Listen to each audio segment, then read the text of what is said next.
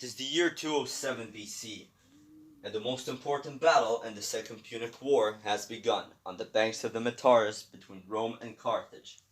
Whoever wins this battle will decide the ultimate fate of the Mediterranean, and ultimately which one of the great powers will survive, Rome or Carthage. Okay, so a lot of people keep forgetting about the Battle of the Metaurus. Why? Because it gets overshadowed by the more classy battles like Cannae and Trasimene and the Battle of Zama, you know? But it was arguably the Battle of the Metaurus that is the most important battle in the Second Punic War. Now, here's the prelude to the battle. Hasdrubal Barca, Hannibal's younger brother, not Mago, Hasdrubal, was able to cross over the Alps with 30,000 men. Now, he had to get to Hannibal because Hannibal desperately needed reinforcements in Italy. If Hannibal gets his reinforcements, first of all, he can attack Rome. Second, he will be able to persuade Roman allies to betray Rome and join him. Third, he will be able to field an even bigger army, thus face the Roman armies in the field and crush them like he crushed them at the Battle of Cannae. Well, that's pretty simple. And if the Romans win, they just do the complete opposite to Hannibal. So now that's done, let's go over what happened. Hasdrubal crossed over the Alps and he had to face an army under Marcus Livius, who was a consul, while Hannibal himself was shadowed by another consul named Gaius Claudius Nero. Now, Marcus Livius had around 30,000 men. Okay, hold on, before we get there, let me explain. Hasdrubal at that time was like, alright, I have to get with my bro and we have to beat these guys back. Nothing wrong with that logic. Problem was he sent messengers to Hannibal, and we all know what happens to messengers who hold and keep secret messages. They get captured. So Gaius Claudius Nero was able to capture these messengers, and he was all like, wow, now we know where the forces under Hasdrubal are going to go. So he went out of his camp with around 6,000 infantry and 1,000 cavalry, 7,000 men in total. Now, Hannibal didn't realize this because the rest of the army just stayed put, yeah?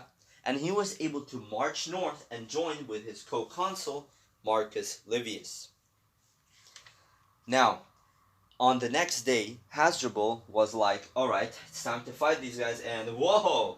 Their numbers have significantly increased. And he tried to run away, tried to run to Gaul, regroup there, and establish safe communications with Hannibal. However, he wasn't able to. He was betrayed by his guides, and reluctantly he had to prepare for battle. To make things worse, he was kind of, on the next day that is, his Gauls, they were pretty drunk, so he had to wait until they sober up, and they weren't even in the perfect condition to fight. Poor Hasdrubal. So let's talk about troop number and strength. It is said that the Romans had 37,000 troops. Now, it's unknown how much of it was cavalry, but it is probably around, we could give it a safe estimate of around 2,000, probably even 3,000. The Carthaginians, on the other hand, had 30,000 men, cavalry included, and 10 war elephants. Numbers out of the way, let's go towards the battle. Now, I'll explain the terrain from the Carthaginian point of view. So, at first, on the Carthaginian left flank were the Gauls, and I'll explain why they're there in a while. In the center, there are the Ligurians. In front of them were the 10 war elephants. On the right flank were the Spanish troops under Hasdrubal himself. So you kind of get the idea how is it going from worse to better to best. Hasdrubal's idea was to smash with his right flank and curve with brute force the Roman left flank. It wasn't really bad from the beginning. Let's move on. The cavalry was on the flanks, like from Hasdrubal's flank, right flank. And opposite the Carthaginian cavalry were the Roman cavalry. Now, from the Carthaginian right flank, there was the Metaurus River, while in front of the Gauls, there was rough terrain. Exactly, rough terrain to protect Hasdrubal's left flank, which they were not in the best shape, from the Roman right flank. The Romans, on the other hand, Marcus Livius was directly opposite of Hasdrubal and his heavy Spanish infantry. The center under Licinius was opposite the Ligurians, and the right flank, which is the Roman right flank, was opposite the Gaul or the Carthaginian left under Claudius Nero. So the battle commenced with a cavalry charge, and Hasdrubal tried to get the initiative of the battle, and he actually did get it. He was able to smash with his right flank and his center, and they did actually surprisingly really well. His war elephants were able to start mass confusion among the Roman ranks, since they were able to clash, and plus they were trained, so there was that. And because of that, the Ligurians were able to accompany this with a charge, and they were able to press the Romans pretty hard. Gaius Claudius Nero on the Roman right flank was like, alright, I'm getting over this rough terrain, and he didn't. So he decided to leave half of his army, as in half of his contingent of the right flank, where it was, and take the other half to go on a long march around the flank. Now, why did he leave a half, you ask me? Well, just in case the Gauls get back in shape and try to outflank him. I mean, nobody wants that now, do you? So he goes around the flank, and just as Hasdrubal is about to win on his side, he crashes into Hasdrubal's flank, taking him out. Sorry, my bad.